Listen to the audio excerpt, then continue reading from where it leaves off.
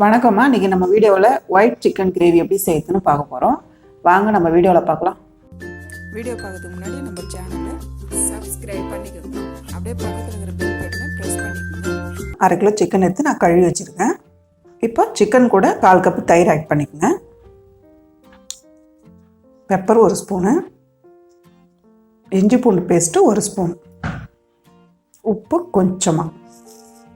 இப்போ நல்லா மிக்ஸ் பண்ணிவிடுங்க.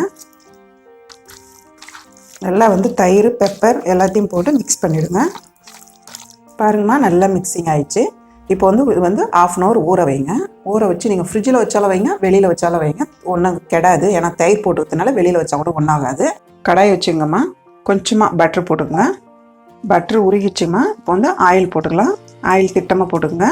2 பிரியாணி இலை போட்டுக்கோங்கம்மா. 1 ஸ்டார் பூ, பட்டை, லவங்கம், சோம்பு 1 ஸ்பூன் அளவுக்கு சோம்பு போட்டுங்கம்மா.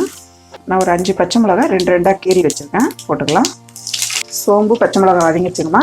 நான் 3 பெரிய வெங்காயம் பொடியை கட் பண்ணி வச்சுருக்கேன், போட்டுக்கலாம். வெங்காயம் நல்லா வதக்கிடுங்கம்மா. பாருங்கம்மா, வெங்காயம் நல்லா வதங்கிருக்கு. இப்போ garam masala 1 spoon, 1/2 spoon pepper. நம்ம சிக்கனில் பெப்பர் போட்டு வச்சுருக்கோம், இதில் கம்மியாக போட்டுக்கோங்க. உப்பு நம்ம ஏற்கனவே சிக்கனில் கொஞ்சம் போட்டு வச்சுருக்கோம், இப்போ கம்மியாக போட்டுக்கோங்க. போட்டு நல்லா மிக்ஸ் பண்ணி விட்ருங்கம்மா. மிக்சிங் ஆயிடுச்சு. இப்போ நம்ம சிக்கன் மிக்ஸ் பண்ணி வச்சோம் இல்லைங்களா, 1/2 அன் ஹவர் ஊறிடுச்சு. இப்போ இதை ஆட் பண்ணிக்கலாம். இதை ஆட் பண்ணிவிட்டு நீங்கள் தண்ணியெலாம் எதுவும் ஊற்ற வேண்டாமா. நமக்கு தயிர் போட்டு பிசைஞ்சு வச்சுருக்கோம், அந்த தண்ணியே போதும். தண்ணி ஊற்றாதீங்க. இப்போ நம்ம ஒரு 10 நிமிஷம் மூடி வைக்கலாமா. இது வெள்ளை எள்ளுமா. நான் 1.5 ஸ்பூன் போட்டிருக்கேன், பாலில் ஊற வச்சுருக்கேன். இது போட்டுக்கலாம். முந்திரி ஒரு 10 பீஸ்க்கு பாலில் ஊற வச்சுருக்கேன், இதை போட்டுக்கலாம். ஒரு பச்சை மிளகாய் போட்டுக்கலாம். நம்ம பாலில் ஊற வச்சு 2ஐயும் மிக்ஸ் பண்ணி போட்டிங்கன்னா ஒரு 5 நிமிஷம் ஊறிச்சுனா போதும், நல்லா மசிஞ்சிடும்.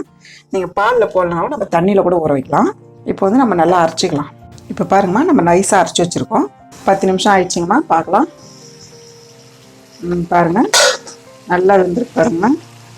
இப்போ இந்த டைமில் நம்ம அரைச்சி வச்சுக்கிற பேஸ்ட்டு நம்ம இதில் ஆட் பண்ணிக்கலாம். இப்போ நல்லா கிளறி விட்டுருங்கம்மா. நல்லா கிளறி விட்டு ஒரு 5 நிமிஷம் விடுங்க. பாருங்கம்மா, 5 நிமிஷம் ஆயிடுச்சு.